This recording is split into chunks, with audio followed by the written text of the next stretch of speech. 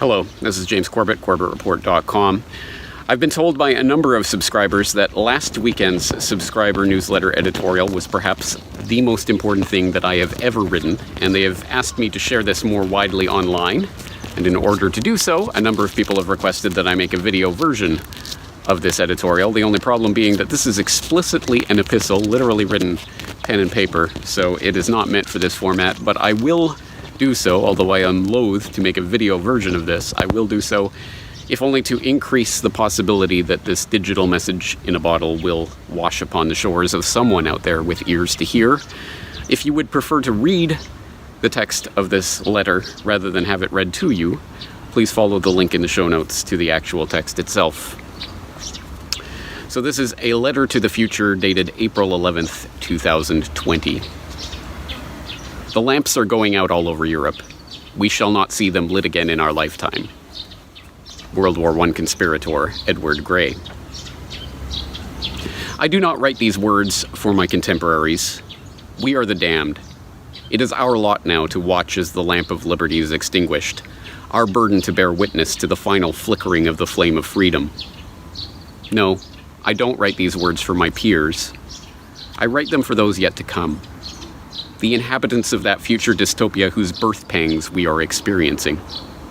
The remnant of once free humanity who might, through some miracle I can't even imagine, come across this electronic message in a bottle.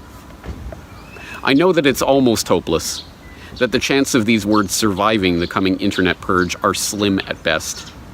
That even if, against all odds, this message does wash up on your digital shores, the chance of these words being understood by you is even slimmer.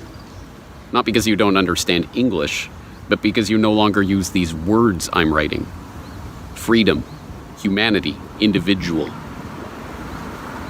Still, I am here to record the end of an era, so I will press on in the hope against hope that someone, somewhere in that future digital dark age, will have eyes to see and ears to hear.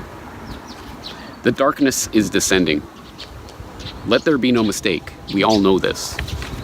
We know what it means when 17 million Americans, a full 10% of the workforce, are added to the unemployment rolls in a mere 3 weeks. When they are joined by millions more newly unemployed ex-workers all around the globe. When modern-day bread lines stretch for miles in the heart of America's once proud cities. When the phony baloney fiat funny money debt rises to over 24 trillion and the Fed's Sovietization of the economy is complete. We know what it means when police start shooting people dead for not wearing a mask. When drones police quarantines from the sky and robots police lockdowns on the ground. When governments admit to tracking every movement of every citizen and begin internal checkpoints where digital immunity passports determine who may pass and who must stay in their home. We know what it means when billionaires start telling us that only their new experimental mRNA vaccines will be able to release us from this nightmare. When they threaten to mark us with invisible ink tattoos to ID the vaccinated. When they tell us that we will not be able to buy or sell or participate in the economy until we can prove our immunity. It means that the Corona world order has arrived. Oh, sure, some will still deny it. But they are only fooling themselves. They're afraid to admit that it's true. Many are still under the old conditioning that told them to bleat conspiracy theorist at anyone questioning authority. We have a name for that kind. Sheep. Or sometimes sheeple. The masses in our day are kept in the pen by jackbooted sheepdogs of the police state and led along by the political puppets who act as their shepherds. Occasionally a wise old-timer in the flock cottons onto the game, but the shepherd has only ever fleeced the flock. So he resigns himself to his fate. Why struggle? It's mostly pointless. Never did the sheeple suspect that someday the shepherds would lead them to the slaughter. It is a term of derision, of course, sheeple. But I like to think that it doesn't just speak to our stupidity. It speaks to a naivety, an innocence. We are trusting and gentle creatures by nature, peaceable, cooperative. That is nothing to be scorned. If it weren't for the predators in our midst, our failings would be counted as virtues. But I'm not here to say that. I'm here to say this. Resist, struggle, fight. You are not cogs in a machine, despite what the shepherds of your day may be telling you.